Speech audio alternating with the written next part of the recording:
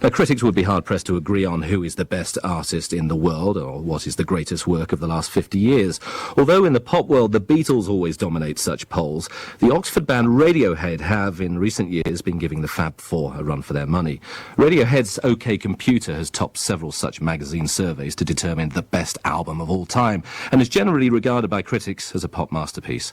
The accolade prompted the band to release two experimental follow-up albums, Kid A and Amnesiac, whose synthesized rhythms and complex melodic structures proved challenging to many listeners. Now comes Hail to the Thief, Radiohead's sixth studio album and the most eagerly awaited record of the year. The title is a satirical reference to President Bush's 2001 election victory. The LP starts with the crackle of an electric guitar being plugged into an amplifier, a sound which signals the return to the rock roots of the band. Earlier, I spoke to Radiohead's singer and chief songwriter Thom Yorke for an exclusive preview of the songs on Hail to the Thief.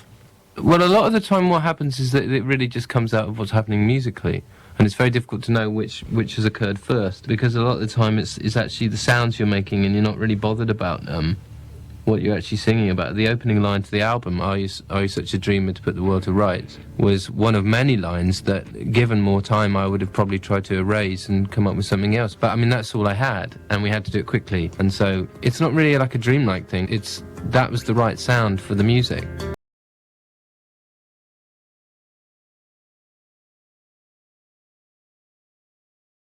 So, as you say there, the words often come in just forming sounds when you're writing, but they are informed or they're influenced by what you're hearing around you. And this is a fairly bleak record thematically, isn't it? Well, I guess it is. I mean, the lyrics are sort of more absurdist than bleak. I deliberately was trying to simplify a lot of the things, bearing in mind that a lot of it's coming from the wrong side of the head, so a lot of the time you don't know what you're doing. But it was interesting that as we were going along, how heavily there was a sort of children's story thing running throughout the whole record, and I think that was it was a useful vehicle for exploring things that were pretty bleak without it just being too much. Yes. You know, I mean, the Grimm's fairy tales, that was a definite strong thing. But it was just having a little boy and reading him little stories, very innocent stories, you know. And while a lot of heavy stuff was going on elsewhere, I think it was very natural that the words would distill down to this particular form. Well, there's one song that seems particularly influenced by fatherhood, and that's Sail to the Moon, which sounds like a lullaby or almost a prayer to a child. Yeah, it's probably a very common thing, but you know, when you become a parent or are about to become a parent, you sort of think, well, maybe somewhere naively in the back of your mind, maybe they'll do something that will make it okay, you know. In every new life there's a hope, you know. Well, yikes, that sounds so cliche.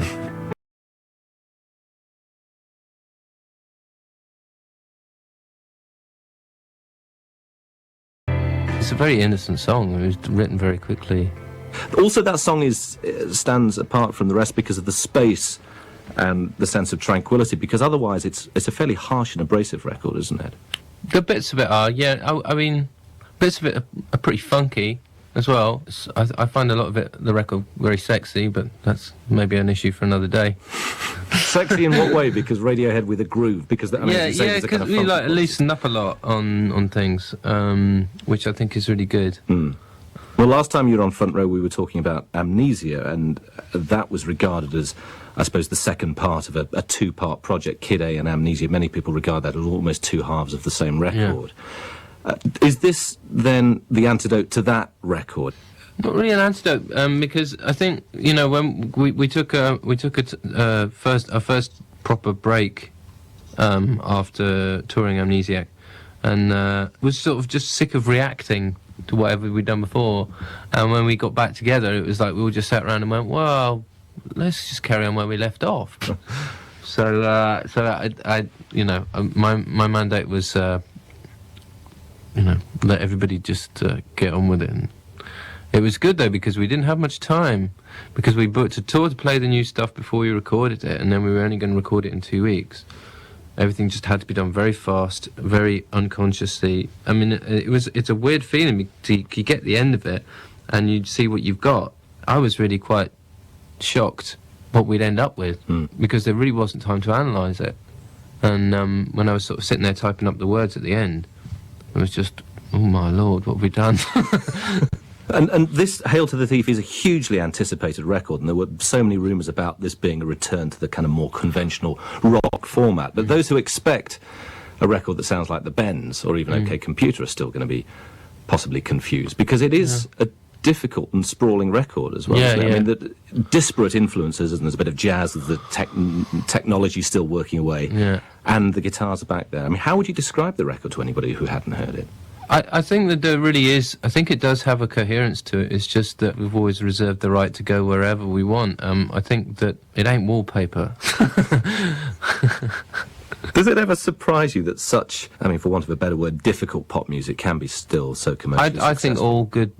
all good pop music is difficult. The example at the top of my head would be When Doves Cry by Prince. In some ways, that's a difficult record. There's some really difficult, weird bits in it. But if you actually manage to get a radio programmer to put it on the radio, then you realise that it's got this incredibly beautiful melody. This is the frustrating thing to me. I think the mistake we made on Kid A was actually not releasing any singles, because I think Everything in Its Right Place, for example, would have, I mean, it wouldn't have gone top 10, but, you know, it was actually, in retrospect, written to be heard on the radio. I think everything that we do is in a way. I mean, I always will consider everything that we do to be pop music. I think the excitement you get on the radio when you hear something and you just think, I've never heard anything like that before, you know, or like a little bomb going off, or whatever it is, something happens. That's the whole point of having a radio station. And are you playing for yourselves or for the audience?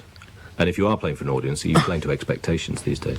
I don't feel answerable to that anymore. I mean, I definitely don't read anything anymore, because it's a straight choice. I either start reading it and seize up, or never read it again and carry on blissfully unaware on my own little cloud.